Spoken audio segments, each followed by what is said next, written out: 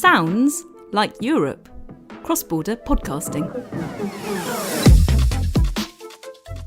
Hello and welcome to Sounds Like Europe, Cross-Border Podcasting, a project brought to you by Waypod. I am your host, Javi Caminero. As an audio journalist that has worked in both traditional live radio and podcasting, I've listened, maybe too many times, to some statements I'm sure sound familiar to you. Podcasts are just a trend, they have nothing to do against radio, or radio is too old-fashioned and podcasts will dethrone live radio shows. Personally, I'm not on either side, and I'm not trying to lecture anyone, but I think the right place in this so-called debate is right in the middle. We can enjoy listening to live radio and podcasts because they are compatible and not competing. In this episode, I want to find out what the relationship between podcasts and mainstream radio is like in some of the countries with the biggest podcast markets in Europe. To do this, I have talked to some colleagues, and they have given me their thoughts and perspectives. It's often said that young people do not listen to the radio, or that fewer and fewer young people are radio listeners. But is this really the case? If so, is podcast listening growing at the expense of radio listening? I asked Bertrand Spinelli, director of French radio station Skyrock Public, about this. Of course, all age group are concerned, but it's true that young people consume podcasts, and above all, digital audio in the broader sense. It's also true that podcast consumption is more in line with new media consumption habits, particularly among young people. But even if the 25 years old listen less to radio and more to digital audio, podcasts don't yet dominate live radio. In short, live radio remains stronger, even if the gap is narrowing. The Italian podcasting market has also been very successful in recent years, and podcasts there are now an established medium. I wanted to know what radio broadcasters thought of this success when podcasts burst onto the scene. So I texted Andrea de Cesco, director at Chora Academy in Chora Media, our Italian partner in the Waypod project. Maybe her name and her voice sound familiar to you because she was a guest here in Sounds Like Europe a few months ago. Andrea has a background working in traditional radio and currently talks about podcasts every week on LiveGate Radio. So I think her knowledge will be very useful in this episode. Initially, radio stations in Italy perceive podcasting just as a competitor. And in the first years, Italian radio stations were really backward compared to radio stations in many other countries, at least in the podcasting field. But things really changed in 2020 when also in Italy there was a big podcasting boom. Since then, all radio stations, both in the private sector and in the public sector, have been using podcasting as a way to experiment through audio storytelling and audio production. Staying with Italy, I also asked Andrea about what features of live radio she thought work best in podcasts. And I also wanted to know what radio could learn from podcasting. In Italy, we have a strong tradition of audio documentaries and audio storytelling. Italian radio for many years has done exactly that. And it's a tradition that in the last years was somehow forgotten. So what is great is that podcasting is helping radio to rediscover and recover this amazing tradition. Regarding what podcasting can teach radio, I would say maybe the ability to see the potential in little stories.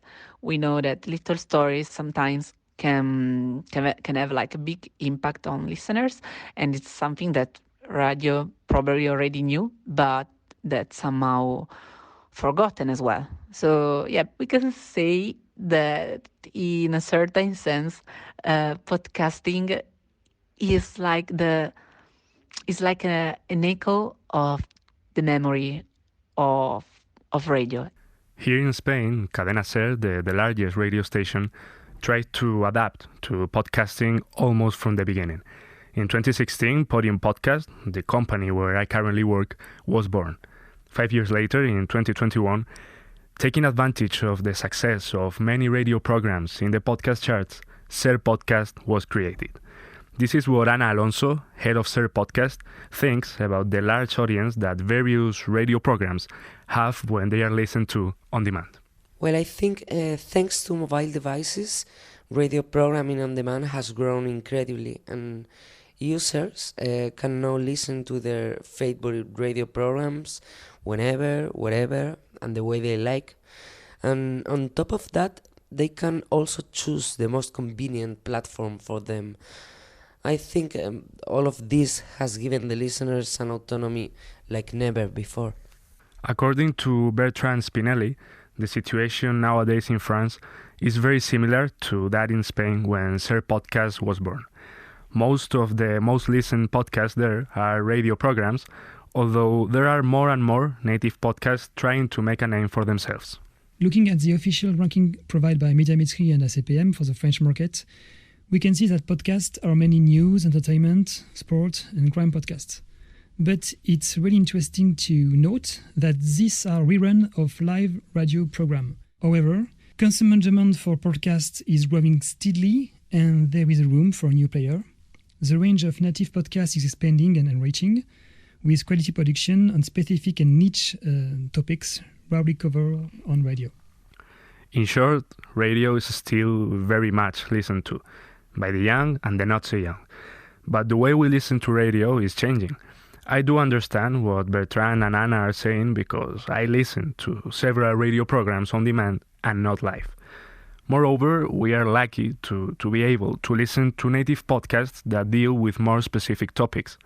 I asked Ana Alonso to understand how this relationship between native podcasts and Cadena SER radio programs work. All radio programs of Cadena SER are available on SER Podcast, which is the podcasting platform of the radio station. And this platform produces digital native podcasts created by Cadena SER employees, sometimes with the help of external professionals, about areas and topics that are not covered on the radio or just treated briefly. Sometimes this production explore new formats and try to reach other types of audiences which in the future can start listening to the radio. And on the other hand, radio can help to promote their originals podcast. In this episode, I don't have anyone around to ask the classic Sounds Like Europe questions, but I have made sure that today's three guests give us a recommendation. I would like to highlight the Planet Rap podcast. Planet Rap is an iconic radio show on Skyrock, and it's also a video and audio podcast with millions of monthly views. I think it's a great example to show how a podcast can be a virtual circle for radio. Thanks to the podcast, Planet Rap and Skyrock have gained notoriety in all age categories and are contributing to Skyrock growth. I would like to say something about a podcast that is not so popular yet. It's by Jonathan Zenti, who is a really good Italian podcast producer and designer. And the podcast is called Totale. And one of the things that I like most of this podcast is that it has a really original format. It's like an Italian TV program from the 80s with the same language of Italian TV program from the 80s and the same aesthetic somehow, but translated into audio. And the result is really surprising and amazing as well.